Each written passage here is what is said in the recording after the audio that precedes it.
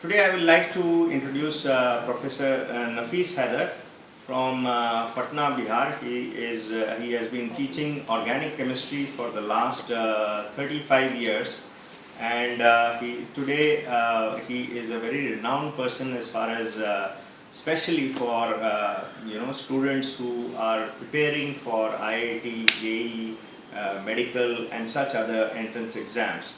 He has been involved in coaching of more than 100,000 students, and to his credit, he has also done a lot of charitable work by working with various institutions and organizations for teaching poor students who are unable to pay their fees for various coaching exams, and they have come out with excellent results. So with more than 1 lakh students and more than a few books on chemistry, one of which is very famous, the Fundamentals of Organic Chemistry. This is a book which has done about 20 editions, and thank you. This is another book on organic chemistry for competition, especially by S. Chand Publications. So this is also a very hot selling book in Bihar and all over India. It's currently being exported. It's available on Amazon.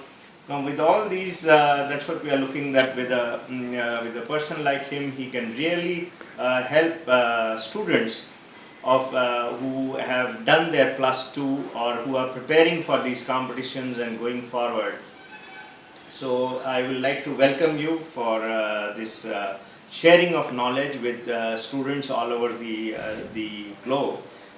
My first question, Mr. Nafis Haider, would be when should the students start preparing for competitions? When? The students, after appearing class 10th examination, should start their preparation for competitive examinations for medical or IT or JEE examination. That is the right time for preparation. So don't wait for result. Okay, after passing 10th examination, I will start teaching. So the best time is to prepare for competition is just after finishing the examination of class 10th. And just start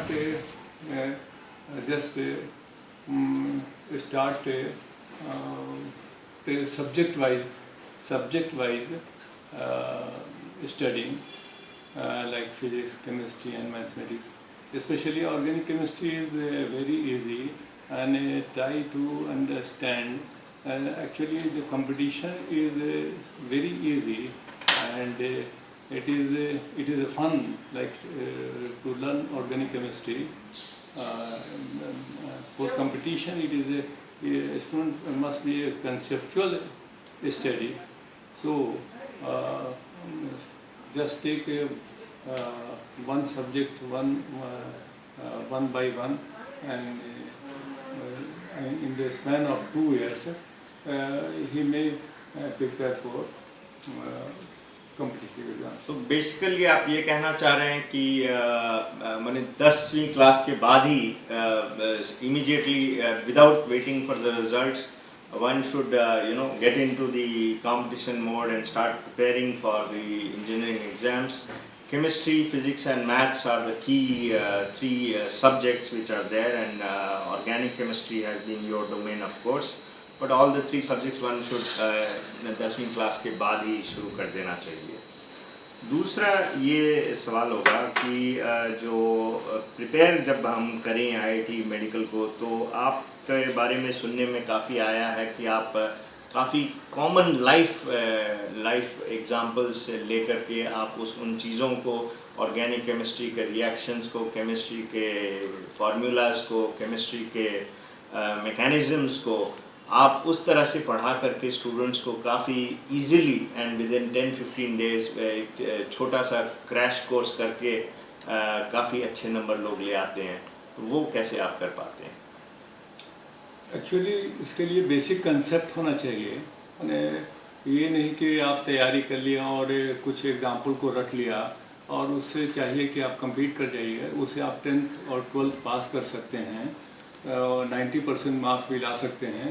लेकिन वो competition के लिए जो concept होना चाहिए उसके लिए basic concept चाहिए। और बेसिक कंसेप्ट के लिए पहले हम समझते हैं कि ऑर्गेनिक केमिस्ट्री को आसान चाहते हैं बनाना, तो ऑर्गेनिक केमिस्ट्री बहुत आसान हो सकती है अगर पहले इसके लिए कंपाउंड का फार्मूला का माने एकदम कमांड हो जाए, कंपाउंड के फार्मूला का कमांड हो जाए।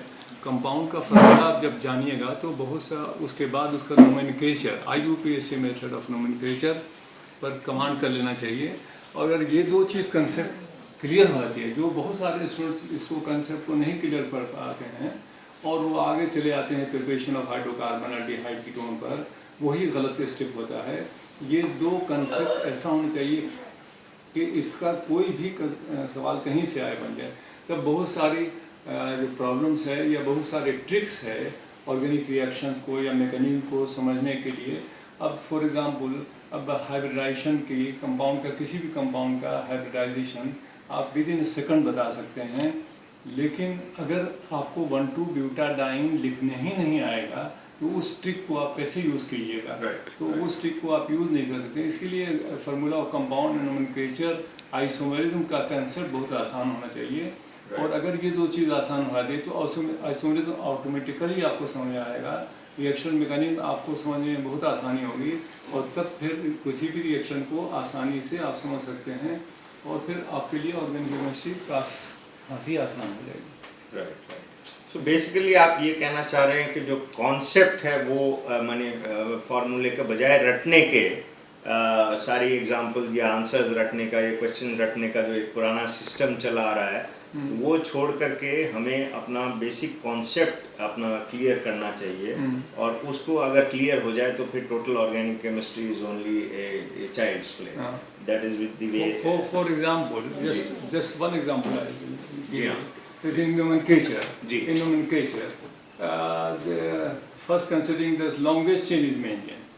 In single, in very simple example, I have to teach. I teach that, for example, एक ग्रैंडफादर हैं, फादर हैं, 3 बच्चे हैं, तुम किसको प्रेफरेंस दोगे? नेचुरली ग्रैंडफादर को प्रेफरेंस देंगे। ग्रैंडफादर नहीं है, तुम किसको प्रेफरेंस दोगे? फादर को देंगे। फादर नहीं है, 3 भाई हैं, किसको प्रेफरेंस दोगे? बड़े भाई को देंगे। तो दैट मीन्स कि you prefer longest chain is main chain. तो लॉन्गेस्ट चेन कौन हो गया? फादर हो गए, तो ये हो गया। Second chain is lowest will be correct. एक रास्ता आता है कहीं स्टेशन जाने के लिए, सपोज कि 2 किलोमीटर, दूसरा रास्ता आता है स्टेशन जाने के लिए 10 किलोमीटर, तो तुम किसको प्रेफर करोगे? 2 किलोमीटर को। तो 2 किलोमीटर, दैट मीन्स कि लोवेस्ट विल बी करेक्ट। तीसरा एग्जाम्पल आता है functional group must be given preference. तो जैसे अगर चाय आपको किसी को बढ़ाना है, आपके फादर बैठे हुए हैं और आपके एक और फ्रेंड बैठा हुआ है, तो अगर आपके पास चाय का कप दिया जाता है कि 1 कप चाय दे जाए, 2 कप चाय दे दीजिए, तो आप किसको दीजिएगा? पहले नेचुरली आप फादर को दीजिएगा। That means father should be given first preference. तो nomenclature based upon only 3 lines. First, longest chain is main chain. Second, nearest and lowest will be correct. Third, functional group must be given preference. Correct. In these 3 lines, all types of सारा का सारा CH वो जो reactions हैं आप कह रहे हैं कि क्लियर बात है। इस तरह से एक कॉमन लाइफ डे एग्जांपल अगर आदमी सोचे कॉमन लाइफ टाइम में, तो वो होता है कि उसको ज़िंदगी भर के लिए टिल लाइफ उसको वो एग्जाम्पल वो याद रह जाता है, वो हमेशा के लिए। और वो अगर रटता है तो वो चीज़ है। जैसे आप किसी पिक्चर को देख के आते हैं, आप जनरली ये शिकायत सुनते हैं कि सर इसको लिखवा दीजिए, हम इसको रट जाएंगे। ये जो लिखा, ये सबसे रॉन्ग मेथड है पढ़ाने का कि लिखवा दिए और रट जाएंगे। नहीं, मेरा ये कहना है कि आप 3 घंटे की पिक्चर देख के आते हैं, कोई नोट नहीं बनाता है। मेरा कहना है कि लोग कहते हैं साइकिल हमको सिखा दीजिए, कोई नहीं कहता कि साइकिल चलाने का नोट हमको लिखवा दीजिए, उसको हम रट जाएंगे। मगर वो सीख के आता है। कोई क्रिकेट का मैच देख के आता है, 2 साल के बाद बता देता है कि सचिन तेंदुलकर ने कहाँ सिक्सर मारा, तो उसने तो कोई नोट नहीं बनाया।